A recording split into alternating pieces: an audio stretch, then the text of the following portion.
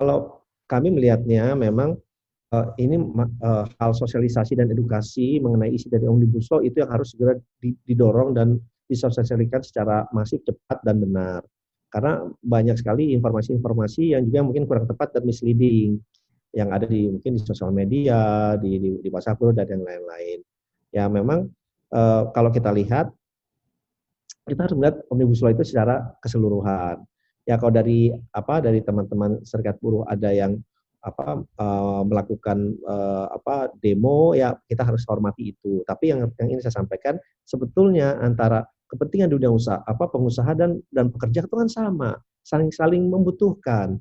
Pengusaha tidak ada pekerjanya, pengusaha nggak ada apa-apanya.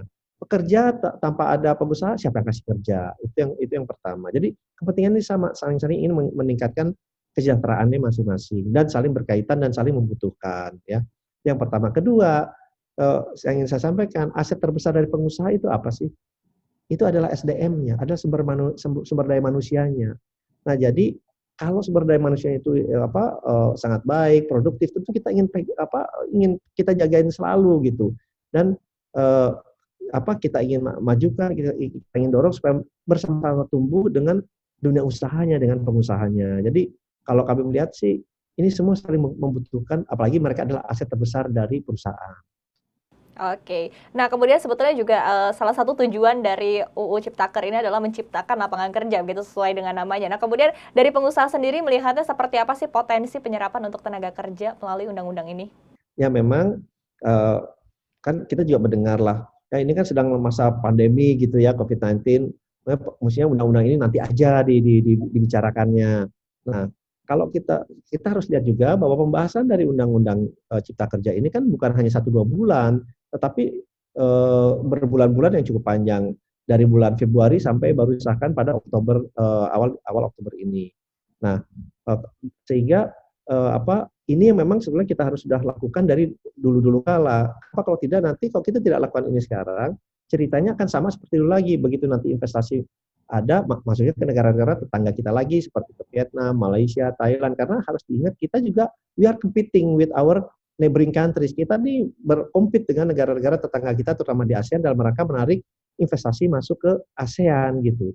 Nah, sedangkan opportunity itu sangat-sangat ada. Kenapa, Mbak Iva? Karena negara-negara seperti Amerika, negara-negara Eropa, bahkan Jepang, itu sudah memerintahkan perusahaan-perusahaannya yang ada di China untuk keluar dari perusahaan-perusahaan mereka untuk keluar dari China.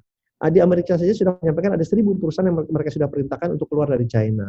Di Eropa juga, Jepang malah memberikan insentif hampir ekuivalen 2 triliun kepada perusahaan-perusahaan Jepang untuk keluar dari China. Kenapa mereka tidak mau global value chain-nya atau suplai pasar dunia mereka itu terkonsentrasi di China. Kalau di US ditambah lagi dengan adanya geopolitik tension antara China dan US. Jadi kesempatan itu walaupun di tengah COVID pandemi ini sedang berjalan, itu masih ada dan terbuka. Dan oleh sebab itu kita harus proaktif dan kita harus melakukan satu reformasi struktural yang negara-negara lain sudah lakukan juga gitu. Seperti Malaysia, Vietnam sudah melakukan dari tahun 2010, walaupun namanya bukan Omnibus Law. Thailand sudah melakukan di 2015. Jadi dengan ini dan mereka terus melakukan reform dalam kebijakan-kebijakannya. Nah, kalau kita tidak melakukan ini, lama-lama kita makin tertinggal, makin jauh dan untuk meningkatkan investment climate kita akan menjadi suatu tantangan ke depannya kalau tidak kita lakukan pada saat sekarang ini.